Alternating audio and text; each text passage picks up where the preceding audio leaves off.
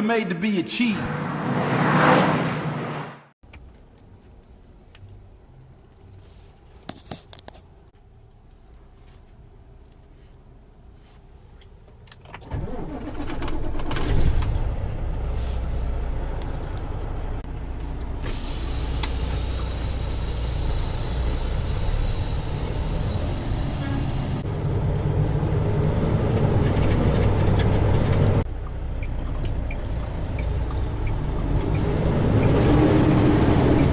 Good morning, everybody. It's me again, Milwaukee Buck here, coming to you all from Phoenix, Arizona. Today's date is April 24th, 2022. The current time now is 8:42 a.m. and the temperature here is it's actually 84 degrees. I just left the home terminal and now I'm headed to GYR1, which is on 143rd, and I believe it's Buckeye, to pick up our empty trailer heading to California.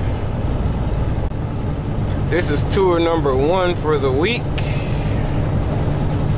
If you guys can remember, last week I only did 1 tour, but I do have a treat for y'all this morning. So but first, let me give you all the details of this tour, which is going to be a simple day. It's not really all that technical.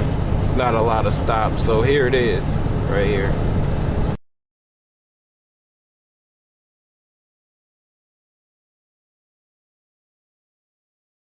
As you all can see, it's only 6 stops. That could change at any point in time. But we're headed to California, and tomorrow morning we'll end up in Bakersfield. So it's 963 miles round trip. 6 stops. That's with an asterisk. So yeah, let's get to it. I'm probably gonna stop in Ehrenberg to get fuel, and then clean. That's where I'm gonna clean the windshield off. I gotta figure out how I'm gonna get the rest of that residue from the old, when the front facing camera on the windshield, before the windshield was replaced, I'm gonna get that residue off. That glue gun seemed to not work, or at least I didn't put enough on there, so we'll see. Hopefully we could do that. That'll be tonight's overnight project. We almost there. We're about 6-7 minutes away. 6 or 7 minutes, that is. Our camera on the windshield seems to be holding up, so kudos to that industrial tape I got from the shop, because they didn't have the original tape, so seems to be holding up, given the rigors of the road. You know, all the adulations, all of the bumps and stuff in the road. It's not coming off the windshield, so that's a good thing. Hopefully they have an empty here. Otherwise I might bobtail all the way to California, which will, sometimes it's brutal because you're bouncing around the truck. These trucks don't seem to do well when they bobtail, if the road isn't like paved all that great.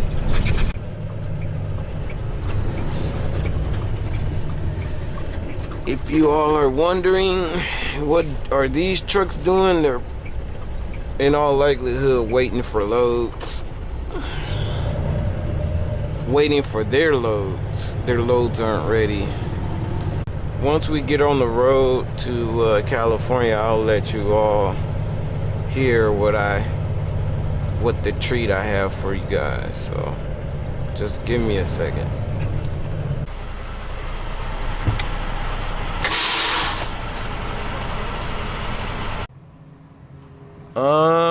Hold on.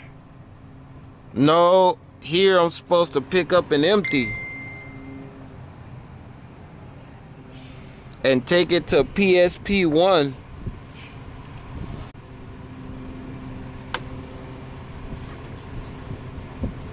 This guy says I'm supposed to bring a loaded trailer when I'm here to pick up an empty. So did you find the last four? Yeah, it is 2FQX. I'm gonna pick up at 819. 819? Yep. Okay.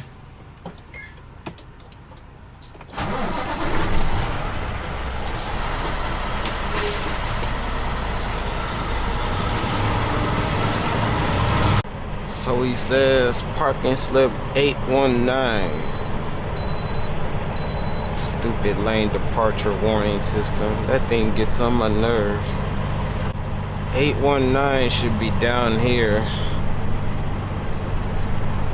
These trailers to the right of me are the 700s. And then they got trailers on the back side. I think those are like 900s or something. I can't see the numbers. There aren't any numbers on the ground. Or it might be severely faded. I might have to get out and look. Yep, we gotta get out and look.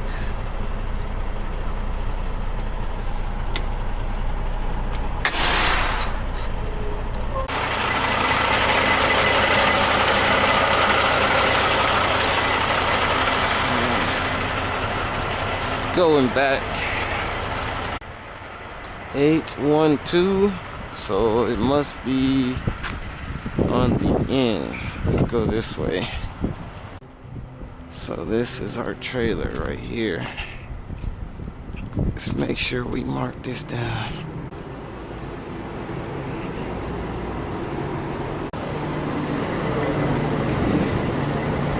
Okay. 0620.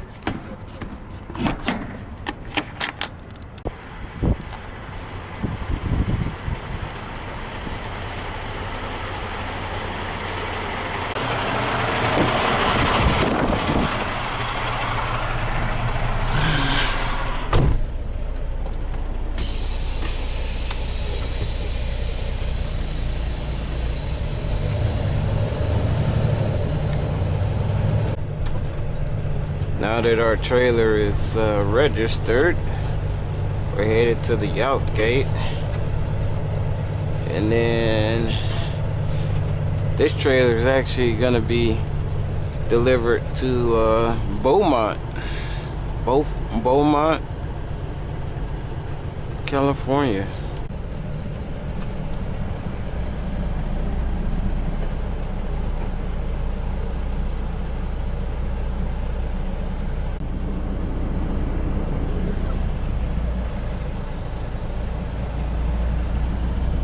What is he talking about?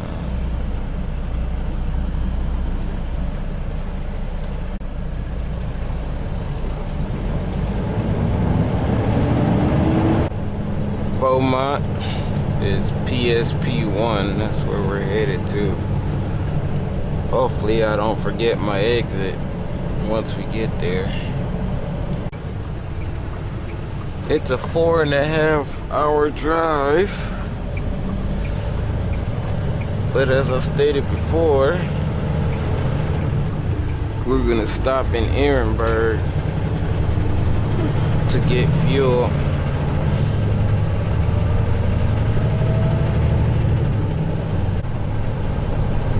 It's a 4.5 hour drive, but as I stated before, we're gonna stop in Ehrenberg first to get fuel. Go-go juice, as I call it, or turbo juice.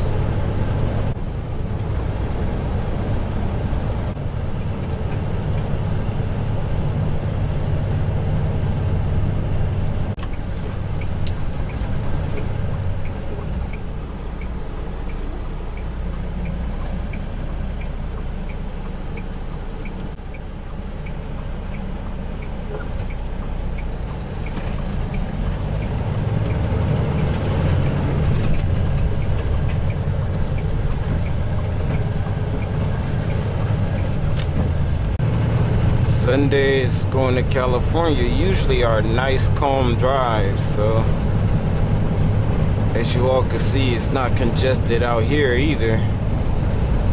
I'm guessing everyone's waking up and going to church. I'm not sure what it's like on Sunday during rush hour. I thought I had a V5 trailer, but this is actually a GV trailer, which means it's a newer one.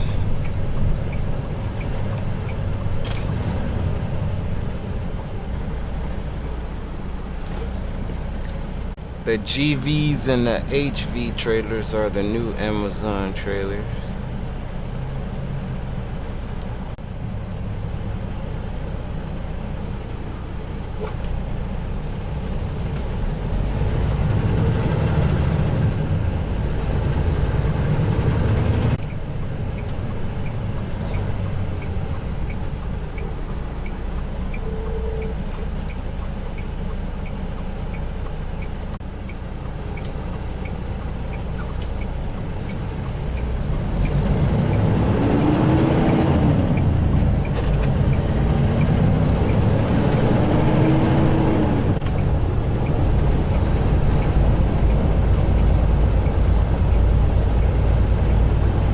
Before I forget, what I was thinking about was, you know, there's all these conflicting reports that the economy isn't growing, but why are all these warehouses being built?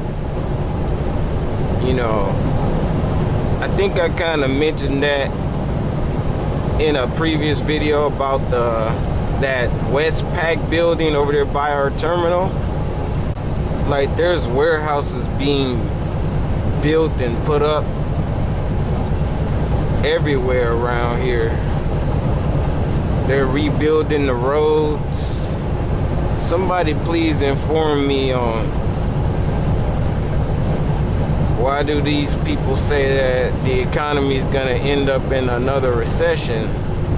Not to get all political, by the way, but I'm just curious. I guess they're looking at it from a historical data standpoint, but whatever.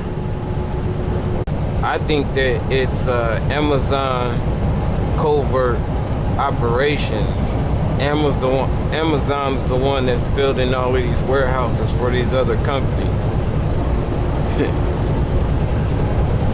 Let me not get all into conspiracy theories. Let me just leave that alone. So here's what I wanted to show you all as far as that treat that I have for you all. Let me know what you all think in the comment section below.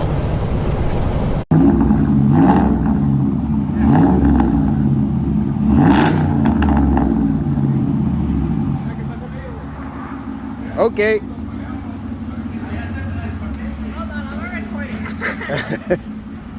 Sounds nice. Sounds good. Holy shit. Oh my god. Oh yeah. So my truck has been sitting for 8 hours. I had the exhaust put on it. So you guys are about to hear how it sounds after 8 hours of being cold. So let her rip.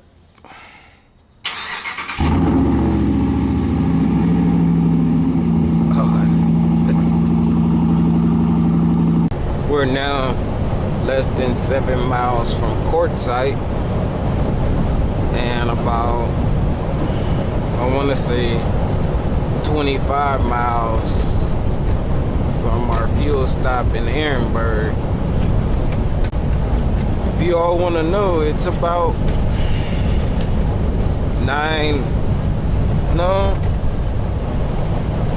it's about 9 degrees cooler here. It says, according to the truck, it's 75 degrees here. I thought about stopping at the Burger King here in Quartzite, but nah, I'm probably gonna just keep going. A lot more bugs have been dotting up this windshield today. I haven't seen so many bugs in a while, like do so much damage to my once clean windshield, but that's okay. Hopefully Quartzite, or well, you could say Quartzite / Ehrenberg. Hopefully Ehrenberg has a fresh windshield washer fluid. A little fun fact, apparently Quartzite is the travel trailer capital of the world. A lot of folks that live in those travel trailers, like the ones you see on the right, they stay here. So I must say, that exhaust on my truck, it sounds and feels a lot more aggressive than the video may suggest. I kind of wonder what it'll sound like if the truck was sitting for like 2 or 3 days, like a super cold engine, or during the winters in Arizona when it gets down to 32 degrees, that is. By the way, to one of the subscribers that brought up what happened to that driver last week, from what I heard, he was, from our dispatch, he was a San Bernardino driver, JB Hunt Amazon driver, a 3rd Street driver, and I think he was going to deliver a trailer to Tucson.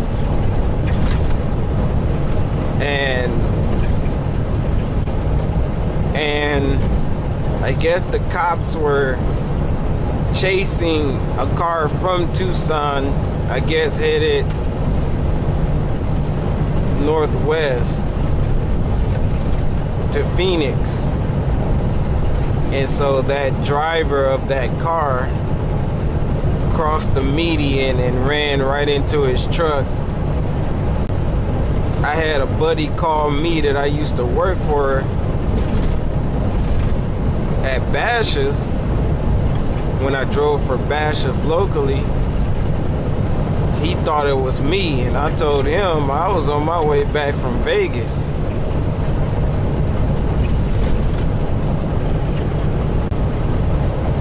Now, dispatch did not tell me that driver's name, which is none of my business to know what that driver name is, but they did tell me that he received minor injuries, and I think the truck was totaled. You know, dispatch don't like to give out too much information, and that's okay. I don't really care to know personal information. It's very unfortunate that people will, for minor things, put other people in danger because they don't want to go to prison or jail or face the consequences of their actions. And I actually heard part of a newscast that said he was a smuggler. Not our JB Hunt driver, the guy that the police were chasing. I could have sworn the news had mentioned him being I thought they said human trafficker. I don't know, but I managed to tell our dispatch that it's nothing like driving a flat-nosed school bus and you get into a head-on collision with another vehicle. Although our trucks are not flat noses, I would have hated to drive one of those coffin sleeper trucks like way back when. I see them now and again on the road. It looked pretty cool, but to get into a head-on collision, yeah. I'm not saying you're certain to pass away, but you know, just having all that glass flying in your face. And the reason why I bring this up is because while talking to dispatch on the phone, whichever dispatcher that was at our home terminal in Phoenix, I mentioned to him it's kind of why I prefer to drive vehicles with an engine in the front, because the engine will take a lot of that impact. I'll bet to any one of us we can risk, you know, fire or an explosion, or, you know, there's many other different things that I'm taking into account. But at a certain mile per hour, those having an engine directly in front of you, in front of your dash,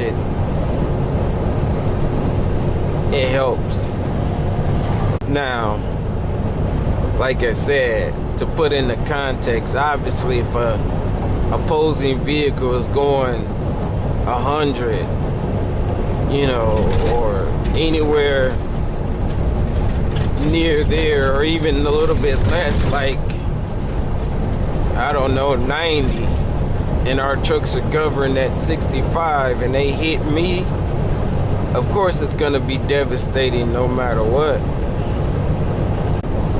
Speaking of which, I'm always looking on the other side of the road. Like even now, even though these vehicles over here on the east side are that far away, they can easily cross over and hit me. So I'm not scared. I'm always looking at their lane of travel. My air conditioner is either too warm or too cold. We have 5 miles until we get to our go-go juice stop, Ehrenberg, Arizona. I think I forgot my fuel card at home, but I shouldn't have any issue, especially if the pumps are online, because I could just type in my 4-digit code and still fuel up at the fuel island. When I say the fuel islands are offline, that means when you pull up, you can't do the mobile fueling. You do a couple taps and then you can get fuel without having to put your EFS card and pilot points card in.